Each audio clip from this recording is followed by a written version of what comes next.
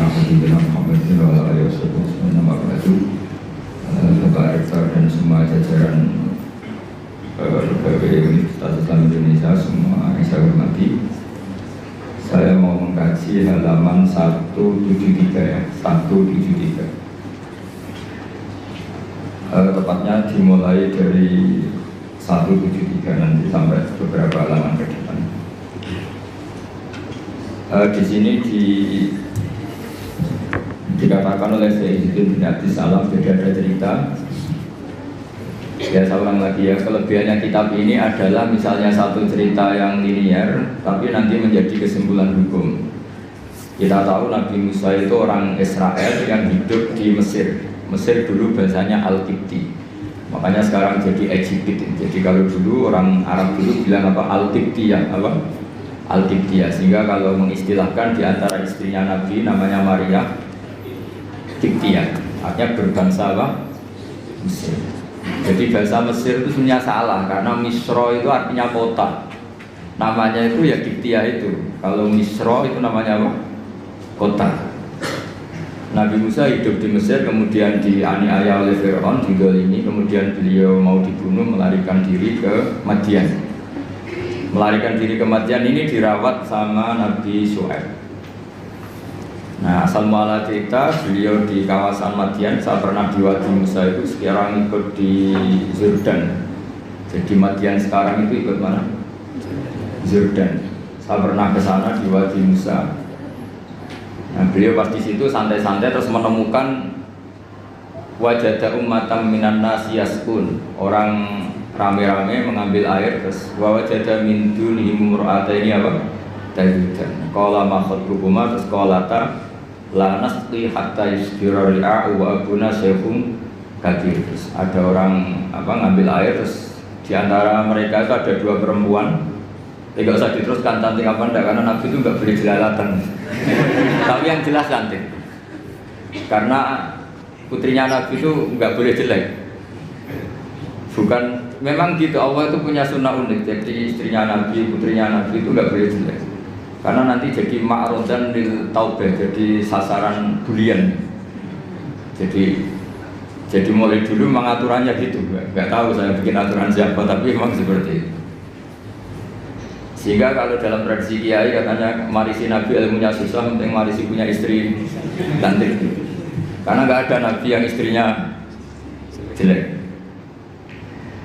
Tapi kalau dosen boleh karena takdir. Karena ulama itu warasatul. Jadi pada marisi yang lain-lain itu berat ya sudah. Akhirnya ini cerita ya, tapi ini nyata. Akhirnya ditanya sama Nabi Musa, kenapa kamu tidak ikut berebut ngambil air, karena air di sana susah. Terus saya tidak bisa, kita ini perempuan, kalau berebut pasti salah.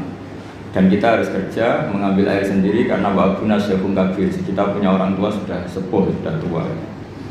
Karena Nabi ini orang yang punya mukjizat, terus Nabi Musa ada batu besar gitu, cara Jawa diangkat, digerukak, cara Jawa diangkat, kuat terus mengeluarkan air. Akhirnya ya sudah, kamu ngambil air di sini, kata Nabi Musa. Setelah itu beliau diam di tempat itu lagi. Dua perempuan tadi pulang. Setelah pulang bilang ke abahnya, saya tadi ketemu seorang pemuda, ini kali ini ada katanya ganteng. Jadi ini agak karena ada Nabi, yang dua perempuan tadi ada Nabi. Jadi nyifati cowok itu, saya tadi ketemu pemuda ganteng baik. Terus sama Nabi Syuaib, sudah kamu panggil lagi. Orang itu telah berjasa sama kamu panggil lagi, kita kasih sesuatu.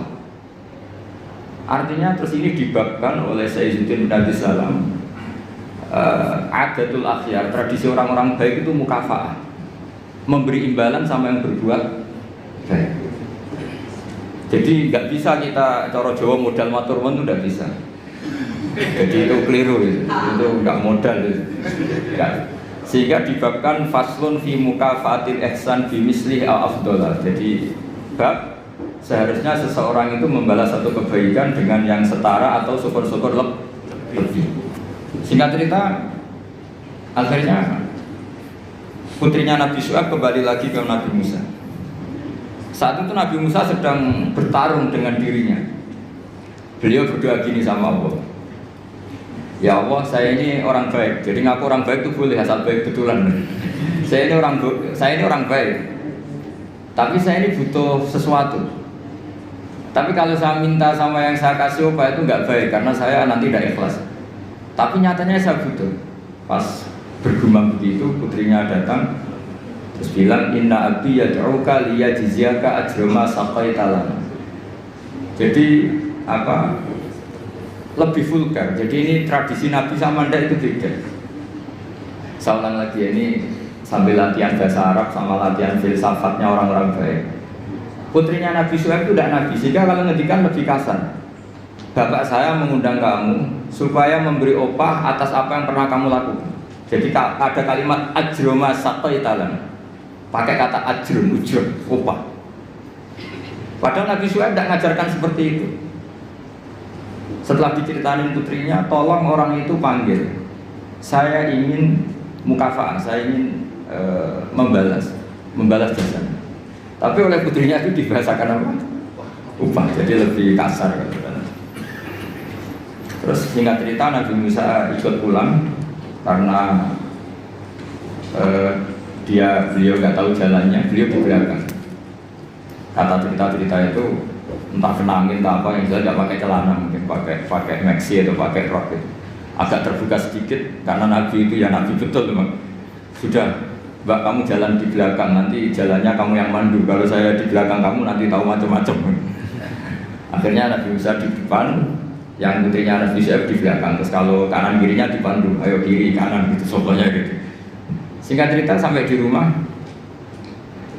sudah dihidangkan makanan yang lezat, yang mewah. Terus kata Nabi Musa, kita ini inna ahla baitin, kita ini dari keluarga terhormat yang nggak terlintas dapat balasan atas semua kebaikan yang kita lakukan. Jadi mukadimahnya sudah keren. Kita ini satu keluarga punya tradisi kalau melakukan kebaikan itu nggak ingin dapat apa?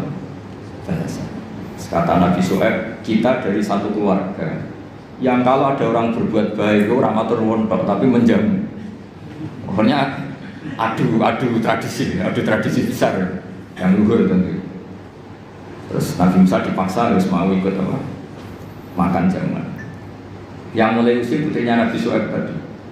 Kata Nabi, putrinya Nabi Syuaib muji-muji bahwa pemuda ini qawiyun amin, orang yang kuat karena bisa ngangkat batu besar, aminun terpercaya karena harusnya bisa melihat entah apal, entah tumit, entah apa. Itu sudah satu kemewahan. Kalau di Arab melihat gitu tuh kemewahan. Kalau di Indonesia kan enggak. Karena banyak pakai celana pendek. Jadi itu kalau di Arab. Sampai orang Arab itu kalau melihat resepsi itu senang. Padahal orangnya cadaran tuh kadang hanya melihat tumit. Itu sudah mewahnya, bukan main. Di sini alhamdulillah tidak mewah. Karena lebih ekstrim banyak. Akhirnya disifati amin. Terus ditanya sama bapaknya, kenapa kamu mensifati Musa itu qawi karena bisa ngangkat batu? Kenapa kamu sifati amin? Tadi dia di belakang kita karena melihat sesuatu. Tadi tumit, tadi hanya tumit. Terus minta kita di belakang. Karena Nabi Syuaib tahu arahnya putrinya itu senang, terus masyhur itu. Terus Nabi Syuaib menghentikan inni uridu an unkihaka iftabnataya hataini ala antajurani samanya hidat. Saya ingin menikahkan kamu dengan salah satu putri saya. Tapi syaratnya kamu harus mengkhidmati saya bekerja di sini minimal 8 tahun. Karena Nabi Syuaib itu pedagang, jadi kalau gratisan nggak mau. Jadi Nabi Syuaib itu ya unik. Beliau Nabi yang besar karena dagang. Makanya masyhur setiap Nabi Syuaib yang diperingatkan ke kaumnya apa? Auful mikyala wal mizana wala tabkhusun nasa asya'u. Jadi ini bagian dari ulumul Quran. Jadi Nabi itu kelihatan polanya. Kalau beliau ngendikan perdagangan berarti beliau ditakdir profesinya itu dagang. Sehingga Nabi Syuaib itu setiap diceritakan Quran pasti yang diceritakan itu ngendikan beliau apa? Auful mikyala wal mizana wala tabkhusun nasa asya'u. Akhirnya terus di situ jadi ketentuan fikih bahwa maharnya perempuan itu tidak harus berupa materi tapi boleh profesi. Jadi Nabi Musa itu tidak punya uang karena dia posisi orang pelarian ya dari Fir'aun. Tapi beliau sanggup jadi karyawannya Nabi Syuaib berapa? 8 tahun. Imbalan dapat putrinya. Terus kata Nabi Syuaib, fa'in asmanta asron famin inti. Tapi kalau kamu menjadikan itu 10 tahun maka ya nggak apa-apa. Ada kalimat lain, wa ma uridu an asyqa alaik, tapi saya tidak ingin memperberat kamu. Jika cerita Nabi Musa akhirnya mau, terus kemudian beliau menyempurnakan sampai 10 tahun. Terus oleh Nabi Syuaib itu dikasih tongkat. Jadi tongkatnya Nabi Musa yang sakti itu tidak dari bapaknya tapi dari mertuanya. Makanya terus sekarang banyak mantu yang ngincer warisan mertua itu. Itu ya agak ada sejarahnya. Jadi kadang-kadang mantu itu sopan itu harus dicurigai. Kan biasanya orang-orang sukses itu anaknya di Jakarta di mana-mana ada satu mantu di rumah. Itu kadang modal balsem dapat warisan. Jadi kalau mertuanya sakit itu dikasih balsem, salon pas, kelihatan peduli sudah akhirnya dapat warisan sama hidup. Itu tidak tahu itu haram apa enggak, kayaknya haram karena trik gitu kategorinya itu. Karena dalam faraid itu mantu enggak termasuk ahli waris. Ngomong enggak kanggu kalau dalam faraid mantu itu orang enggak kanggu. Tapi ada sejarahnya mantu dapat apa? Tongkat sakti. Tapi intinya yang jasa besar Sayyidina bin Abi Salam adalah satu tarikh, satu manaqib itu menjadi hukum fikih. Itu kelebihan Sayyidina bin Abi Salam. Sehingga beliau itu semua cerita yang kelihatannya biasa saja, beliau tahu kalau itu menjadi ahkam fikih. Dan di sini betul yang dikatakan ulama di Quran ada 1000 hukum, 1000 cerita, 1000 pelajaran, 1000 itu sebagian besar itu bukan langsung bahasa hukum kayak di kanon-kanon ilmiah itu enggak ya, memang bahasanya cerita biasa. Tapi di situ akan menjadi satu pelajaran betapa pentingnya seseorang peduli sama perempuan. Buktinya Nabi Musa tadi langsung peduli sama perempuan. Betapa pentingnya satu peradaban. Kalau lelaki jalan sama perempuan, sebaiknya perempuan yang di belakang, lelakinya yang di depan. Padahal di kondisi yang seharusnya perempuan di depan karena ini yang tahu jalan. Terus betapa pentingnya mukafa'ah, kalau ada kebaikan harus dibalas dengan kebaikan, tidak gratisan. Terus betapa pentingnya tradisi besar. Kata Nabi Musa, kita ini dari keluarga yang punya tradisi. Kalau berbuat baik itu tidak minta imbalan, juga ada ingin dapat imbalan. Nabi Syuaib membalas kita juga dari keluarga besar yang tidak ingin ada orang berbuat baik kemudian tidak dibalas. Itu kan luar biasa. Itu kalau di tradisi saya, keluarga kiai itu ya memang harus seperti itu. Kalau ngajar ya ngajar saja. Saya tuh tidak pernah kepikiran di UI, di Wongke atau di masyarakat. Ya kalau ngajar ya ngajar saja. Sehingga dalam tradisi ilmu tasawuf itu kalau sholat ya sholat saja. Kriminal besar kalau dalam ilmu tasawuf orang sholat ingin masuk surga itu kriminal besar itu kalau dalam ilmu tasawuf. Makanya masyhur itu kan Nabi Isa disuruh sama Allah, kamu sana ke gunung sana. Pertama ketemu masyarakat yang sholat, terus ibadah, terus sampai kurus semua. Ditanya, kenapa kamu ibadah sampai kurus seperti ini? Karena kita ingin masuk surga. Terus kata Nabi Isa, ibadah itu tujar, ini ibadahnya pedagang. Kalau melakukan sesuatu harus dapat laba. Komentari ibadah itu tujar. Terus jalan lagi, ketemu orang yang sama, yang kurus, yang ibadah terus. Ditanya, kenapa kamu ibadah terus? Kita takut neraka. Kata Nabi Isa, ibadatul ubat, ini ibadahnya para budak. Jadi melakukan pekerjaan karena ketakutan. Jamu majikan, jamu rektor, jamu pimpinan itu namanya ubat, itu budak. Takut ditegur dosen, ditegur atasan. Terus kelompok ketiga itu orangnya happy. Coro Jawa itu badannya klemis, klemis itu nyaman. Air mukanya ya nyaman, fisiknya ya nyaman, terus ibadah ya nyaman. Ditanya, kenapa kamu nyembah sama Allah? Karena rindu, karena senang. Nabi Isa ikut gabungin itu. Ibadatul muhibbin, ibadahnya orang yang mencintai Allah. Karena sebetulnya Allah itu yang tersinggung. Masyhur itu dalam riwayat hadis qudsi Allah ngendikan gini. Ada orang soleh ibadah terus. Kenapa kamu nyembah saya? Ya karena saya ingin masuk surgamu ya Allah. Yang satu ditanya, kenapa kamu nyembah saya? Saya takut nerakamu ya Allah. Terus kata Allah, laulam akhluk jannatan wala naran alam akun ahlan an uto'a, itu masyhur. Sama harus hafal hadis itu supaya nanti kelas. Ya dihafalin aja, gampang hafalannya. Laulam akhluk, andaikan saya tidak menciptakan, akhluk itu mutakalim, jannatan, saya tidak menciptakan surga wala naran dan tidak menciptakan neraka. Alam akun ahlan an uto'a, apa terus aku itu ora pantes mbok sembah. Gue tetap pantes Gusti. Nah itu makanya saya itu kalau ngaji di mana-mana tuh bikin analogi. Saya ini kan orang yang sering bikin analogi tentang ilmu-ilmu hakikat. Misalnya gini, sampai tak tanya, ini mic ini warnanya apa? Sampai jawab apa? Hitam kan? Minta bayaran apa enggak? Enggak kan? 1 tambah 1 itu berapa? 2. Kita biasa ikhlas mengatakan 1 tambah 1 2. Tidak bilang gini, kalau dikasih 1 juta tak jawab 2, kalau enggak tak jawab 4. Enggak begitu kan? Artinya kita sering ikhlas mengatakan 1 ditambah 1 2. Itu ikhlas sekali, enggak ada yang bayar yang jawab 2. Tapi kenapa saat Anda mengatakan Allah Tuhan juga itu hakikat, nunggu digajar surga? Itu kan kacau sekali di dalam. Kita sering ikhlas mengatakan kebenaran. Misalnya 1 tambah 1 2. Ini meja warnanya hitam. Ikhlas gak teman? Ikhlas. Tapi saat Anda mengatakan Allah itu Tuhan, minta surga. Ya tapi maklum kamu tidak usah ke sana, nanti gak jadi dosen jadi wali nanti repot.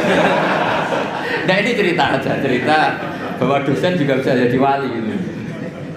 Tapi nanti kalau latihan ya itu tadi, gak usah gaji, gak usah penghormatan, gak usah macam-macam. Bisa masalah kan, masalah di rumah maksudnya, gak masalah di kamar. Tapi itu memang latihan, ilmu itu harus dilatih. Sehingga kita ini sama Allah malu. Malunya adalah saat kita mengatakan 1 tambah 1 2 tidak karena upah, hanya karena ingin kita ngomong hakikat. Hakikatnya memang 1 tambah 1 2. Nah Allah itu hakikatnya Tuhan. Di mana-mana Tuhan itu ya layak disembah. Makanya kata Allah, andai kan saya tidak menciptakan surga atau neraka, apa lalu kamu tidak nyembah saya? Bisa saja orang ini jawab, ya enggak lah Gusti, rugi ngapain kan, ini kan masalah gitu. Makanya sebetulnya Allah itu tersinggung sama orang-orang yang nyembah karena surga atau karena. Tapi karena Allah itu zat yang baik, meskipun tersinggung itu ya baik-baik saja. Ini bedanya Allah sama makhluk. Artinya Allah itu zat yang sangat Rahman, sangat Ghafur. Meskipun tersinggung itu ya nggak apa-apa, tetap mengapresiasi ibadahnya orang-orang, kemudian diberi pahala apa?